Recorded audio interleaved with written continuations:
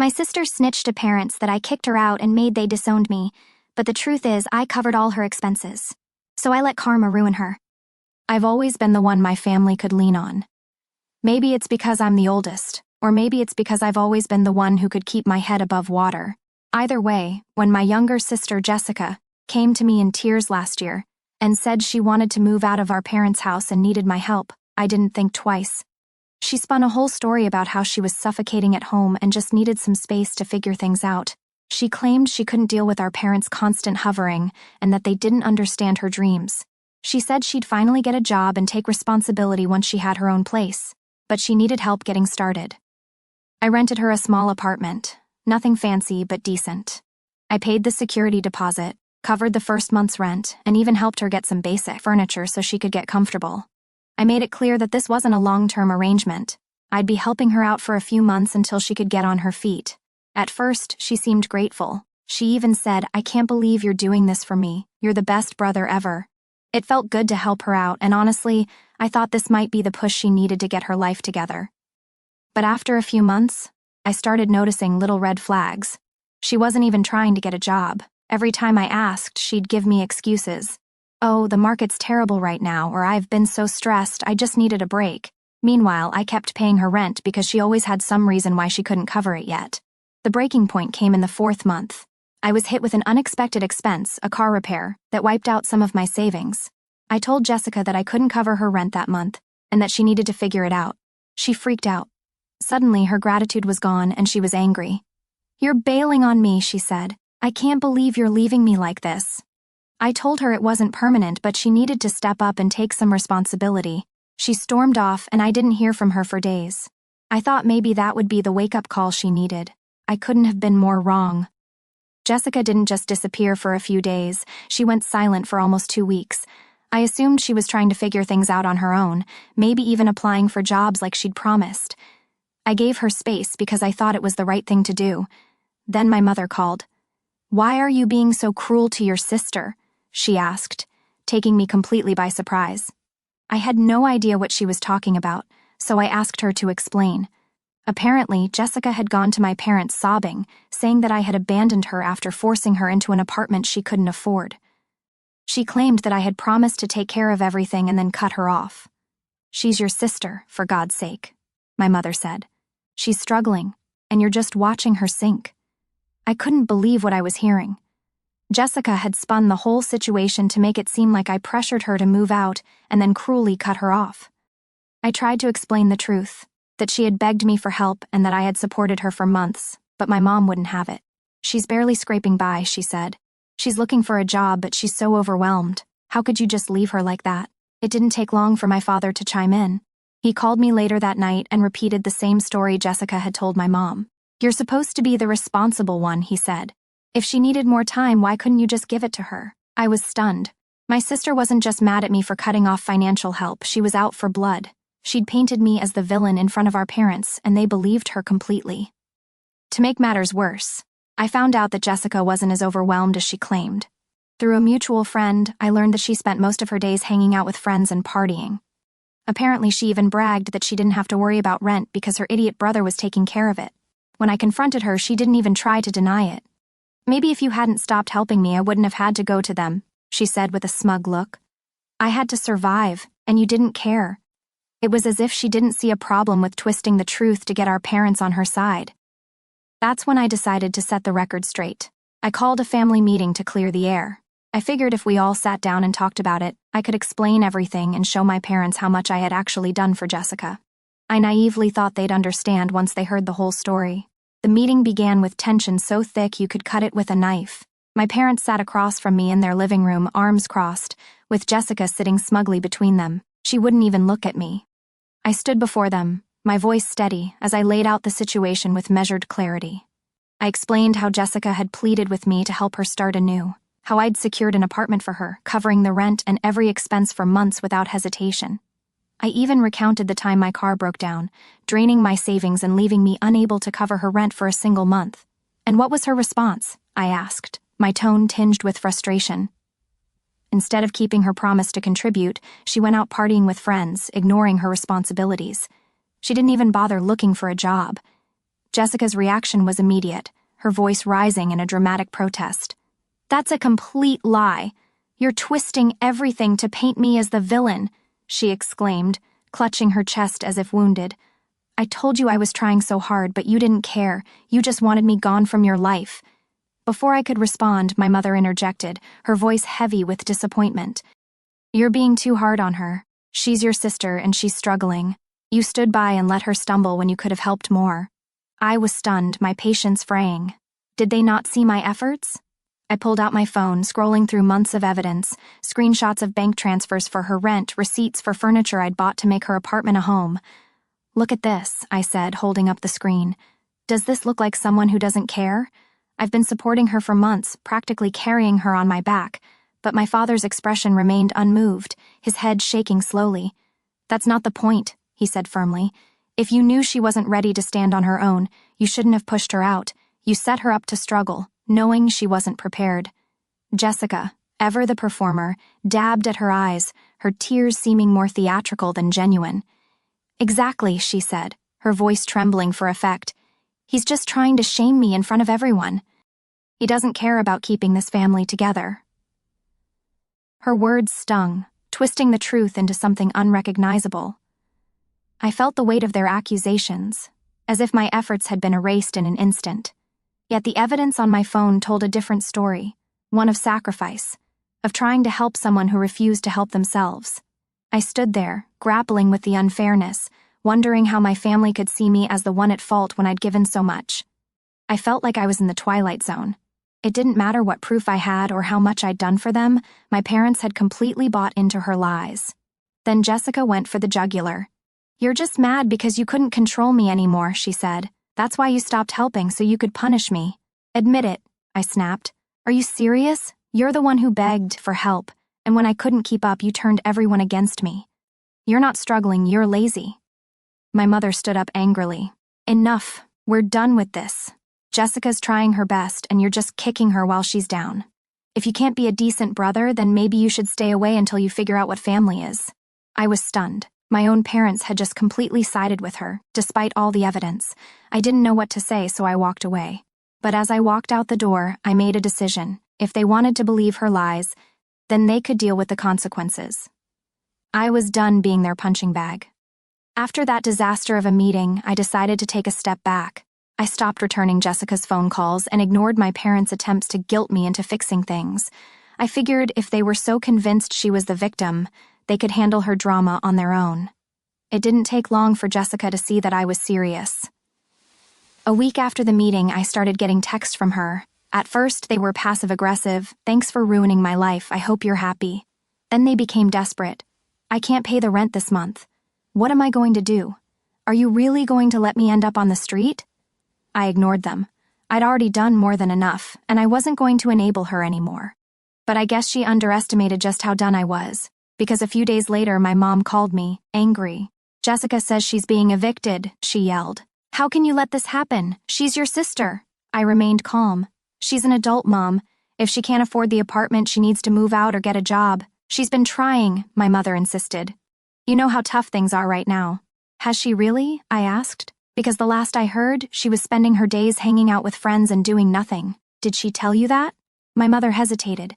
"She's under a lot of stress," she said, avoiding the question. "Stress?" I snapped. "I've been paying her rent for months. I bought her furniture. I gave her a chance to get on her feet, and she blew it. It's not my problem anymore." But my mother wasn't interested in logic. "You're letting your family down," she said. "You'll regret it." I hung up, angry. I wasn't going to let her manipulate me anymore.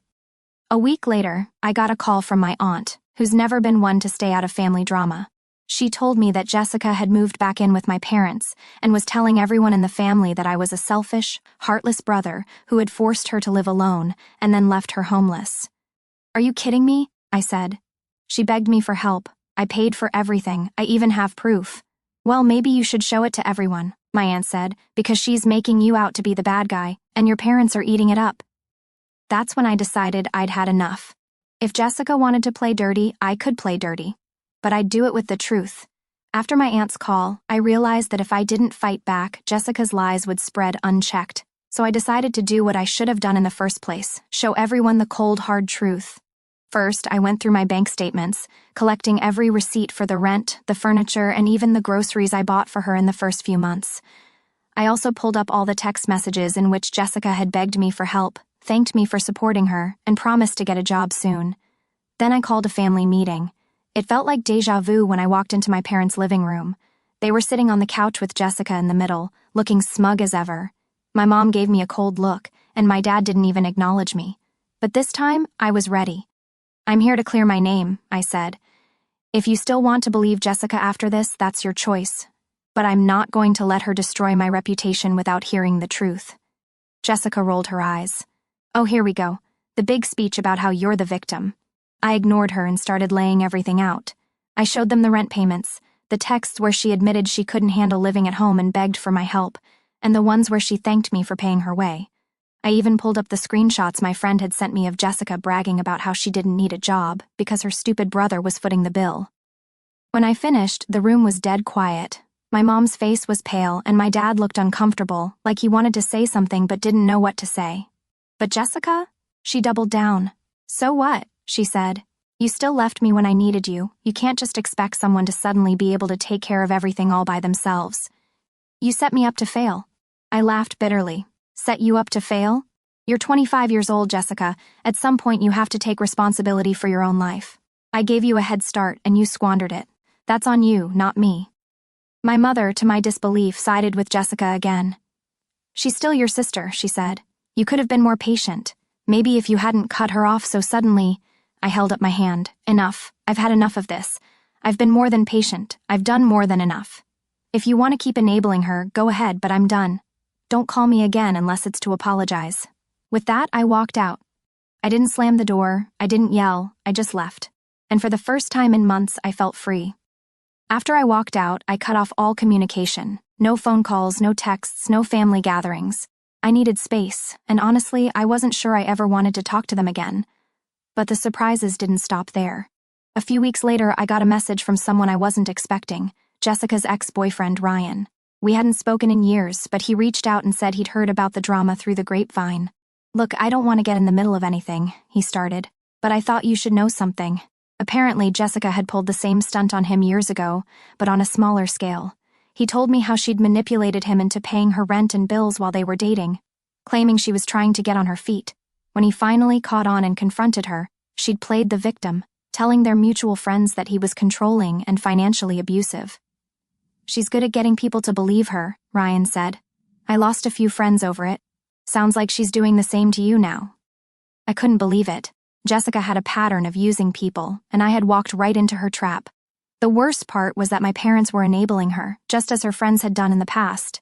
But then came the real shocker. Ryan mentioned that while they were dating, Jessica had been hiding a second bank account. She was depositing money from side gigs, babysitting, selling handmade crafts online, while still claiming to be broke.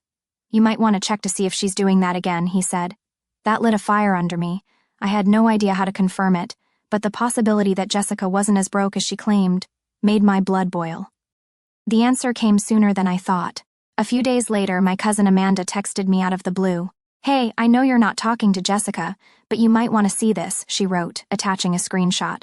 It was from Jessica's Instagram, her private Instagram, the one she didn't let most of the family follow. In the photo, Jessica was at a spa with two of her friends, champagne glasses in hand, with the caption, "Self-Care Day. Life is too short to stress. Nail polish sparkles." I stared at the picture in disbelief. She had sobbed to my parents about being broke, claiming she couldn't pay the rent, and here she was, splurging on spa days. I knew I shouldn't get involved again, but this was too much. I forwarded the screenshot to my parents with a simple message: "This is the person you're defending." My mom called me almost immediately. "It's not what it looks like," she said, sounding upset. "Maybe somebody else paid for it. You don't know the whole story." "I don't care who paid for it," I said. "She's clearly not struggling like she says she is. She's playing you, just like she played me." My father chimed in this time. "You don't understand how hard it is for her. You don't know what she's going through." "No, I do," I snapped. "And it's the same thing she's been going through her whole life, not wanting to take responsibility. She's not struggling, she's manipulating you."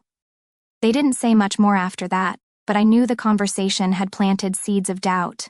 The real turning point came a week later when I got a call from Jessica's landlord. Apparently, I was still listed as her emergency contact. He informed me that Jessica had moved out without notice and left the apartment in terrible shape.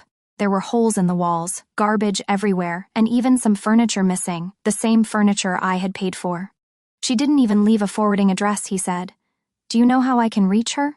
I hung up without answering, angry but not surprised. Jessica was running from her problems again, leaving a mess in her wake. At this point, I was done playing nice. I called my parents one last time and laid it all out. The landlord's call, the Instagram post, Ryan's story about her second bank account. She's not struggling, I said. She's cheating everyone around her, and if you keep enabling her, you're only going to get hurt too. My mother cried, and my father mumbled something about needing time to process. But I didn't wait for their reaction. I told them I was severing ties for good. No more phone calls, no more guilt trips, no more trying to make me the bad guy. Let them figure it out for themselves, I said, because I'm done. I haven't spoken to Jessica or my parents since. Every now and then I hear bits and pieces through family gossip. How Jessica burned through their savings after moving back in. How they finally kicked her out when she refused to get a job. How she's couch surfing with friends now. Do I feel bad? Sometimes. But mostly I feel relieved. I've been the scapegoat for too long, and cutting her off was the best decision I ever made. Sometimes, family isn't worth the drama. About 6 months after I cut ties with Jessica and my parents, my cousin Amanda contacted me with an update I didn't ask for but couldn't ignore. You're not going to believe this, she began. Jessica has a new boyfriend. I wasn't interested at first, but Amanda was determined to fill me in. Jessica had started dating a man in his mid-50s, a wealthy real estate developer she'd met through one of her spa day friends. Amanda described him as the type who wears tailored suits everywhere, drives a luxury car, and probably has more money than he knows what to do with. And, of course, Jessica had moved in with him. She's living the life now, Amanda said. He's got everything covered. Rent, bills, shopping sprees. Your mom and dad love it too. He even took them all on a 2-week vacation to Europe. This part caught my attention. Wait, I said. Are you telling me that Jessica takes them on these trips? Yep, Amanda confirmed. She's playing house with this guy, and your parents are soaking it all up. They act like they're one big happy family now. Your mom's been posting pictures from Paris and talking about how proud she is of Jessica for turning her life around. I couldn't help but laugh at the absurdity of it all. Of course, Jessica had found another way to avoid responsibility. Of course, my parents were all too eager to ride her new boyfriend's coattails. It was so predictable it was almost funny. But here's the thing. I wasn't angry. I wasn't hurt. I didn't even feel the urge to call her out. Instead, I just felt detached, like it wasn't even my problem anymore. Because honestly, it wasn't. While they were playing the perfect family, I was building something real for myself. Cutting them off had been the best decision of my life. I'd gotten a promotion at work, started saving for a down payment on a house, and even started dating someone who was genuinely kind and supportive. My life was quieter, simpler, and free of the constant chaos they used to bring. I wasn't jealous of Jessica's new life because I knew how this story would end. She'd probably cling to this guy as long as she could, but eventually the cracks would show. Maybe he'd get tired of funding her lifestyle, or maybe she'd sabotage it like she sabotaged everything else. Either way, it wasn't my concern anymore. Let them have their vacations and their false happiness. I'd finally found something they'd never find, peace, and I wasn't going to give it up for anyone.